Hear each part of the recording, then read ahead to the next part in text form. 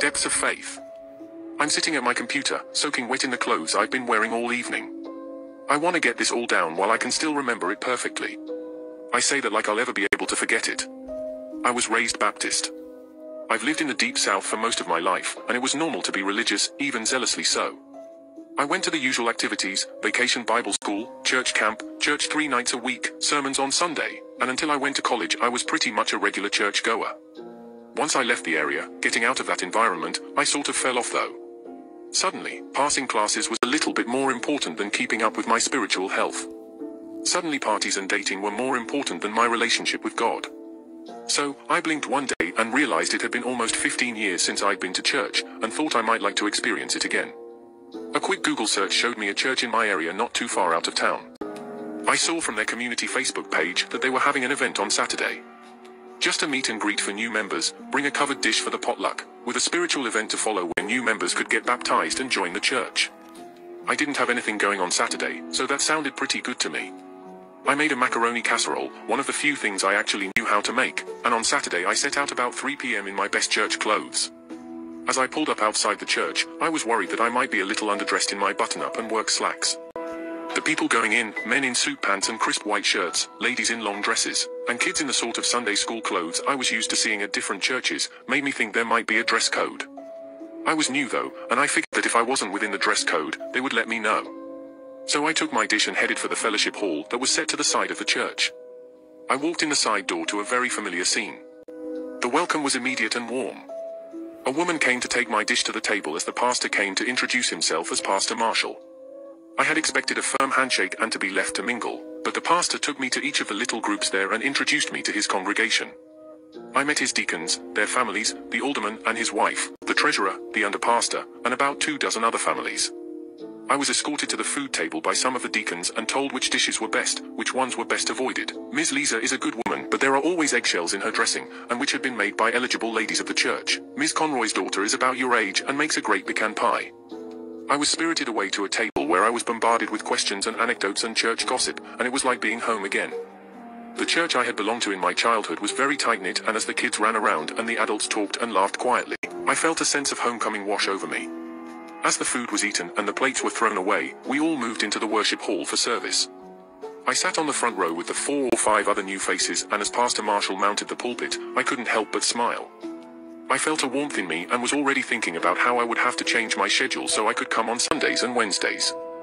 As he laid out a sermon on acceptance and forgiveness, I began to reflect on my life here. It's hard not to when you've found somewhere you intend to stay for a while. In my mind, I would find fulfillment in the church, just like I had as a kid. I'd meet a nice girl here, raise a family in the church, and grow old with a community to support me. I know it sounds kind of silly, but we all know the places that our minds go during times like this. I see we have some new faces on the front bench tonight.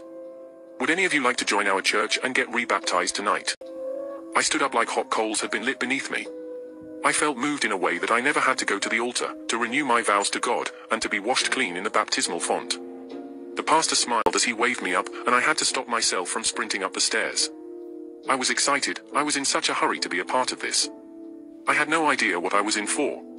The pastor had me recite the affirmation, the renewal of my promise to God, and when he turned to indicate the space behind the pulpit, I realized they had an indoor baptismal pool. I had never seen one of these before. We always did our baptisms in the nearby creek, but as he took my hand and led me toward it, I realized he meant to baptize me fully clothed. I fished the things out of my pocket that I didn't want to get wet, my phone, keys, and wallet, and set them on the stairs before stepping into the slightly warm water. I wouldn't normally have agreed to let my clothes get wet. I don't like being in wet clothes as a rule, but I was operating in a daze, and when he knelt to dip me, I felt my knees bending as I went down as well. I baptize you in the name of the Father, His Son, and the Holy Spirit. Good luck. I opened my mouth to ask why I would need luck, but as he dipped me back, my mouth was filled with water and I was enveloped in the warm embrace of the pool.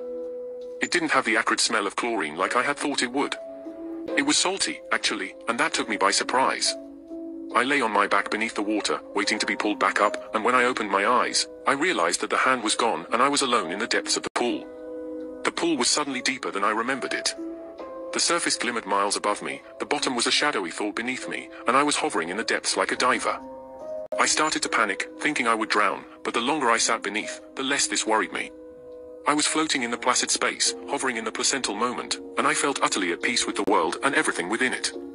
I didn't notice that something was getting closer to me until it was almost too late. It began as a chill in the water, something that chased away the warmth of that pool. I opened an eye, looking to the far side, and saw a shadow rising from the distance. It was small at first, a black cloud that grew as it floated closer, but it grew wider as it came toward me. It was, I don't know. It was like something you see from the depths when you're still in the part of the water where light can reach you. It was something I was afraid would take hold of me and drag me into the murk where I would be lost. Whatever it was, it filled me with a dread that I had never known before. As it continued to draw closer, I thought it might be a whale. I had thought at first that it might be a bank of darkness, but as it drew closer, I could see that the blackness was just how it looked. It seemed to exist inside its own fog of murk, and what I could see of it wasn't terribly pleasant. Its skin was grey, pebbly like a stony shore, and appeared scaled or maybe ridged. Its eyes were huge, and the closer it got the smaller I felt. It was massive, beyond the description of size or dimensions, and the closer it got, the less I wanted to be the focus of its attention. This must be what an ant felt like as it stood on the finger of a human, what an insect feels like before the frog devours it, and I could feel my body vibrate under the strain of its continued existence. It seemed to lean closer, our bodies inches from each other, and when it spoke, I could feel it in my bones. "Welcome back, my child." It reached out a finger, the prints on the end looking like the indicators on a map. Even the end of that finger was bigger than my whole body, and it was like someone reaching out with a building to touch you. I closed my eyes, fearing it would obliterate me with that massive digit, but when it came into contact with my forehead, I was enveloped in a blinding light that burned me to a cinder. I came up gasping and thrashing from the depths, the pastor catching me as the congregation cheered. As their applause rose to envelope me, I looked down at the pool, expecting to see myself floating or standing on the edge of a lip, but the whole baptismal font was only about 2 feet deep. Standing up, I could see the water wasn't even over my knees. The pastor looked up, still bent and kneeling on the bottom of the pool, and his expression was resplendent. Did he know that would happen? Had anything happened while I had been floating in the abyss? The longer I stared at him, the longer I came to believe that he had known that would happen, and his eyes seemed to be trying to calm me, as he stood up and embraced me as a brother.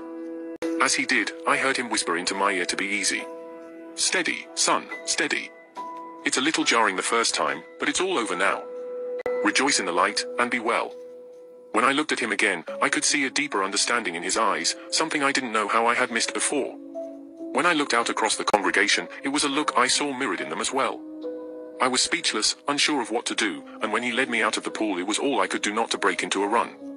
He offered me a towel, letting me stand shivering beside the pool as he asked the others if they wanted to come up. When the second man approached, seeming more hesitant than I had been, I grabbed my things and snuck out the choir entrance that led to the fellowship hall. It was empty now, the whole space covered in semi-shadow, and within that shadow, I could feel the regard of whatever had spoken to me in the depths. The next thing I knew I was in my car and driving much too fast for him. It was a miracle that I didn't get pulled over, though I briefly wondered who I should thank for it. As I sit here now, my shaking has nothing to do with the cold. If this is the God of my father, the God I have been praying to all my life, then I think I'd rather be an atheist.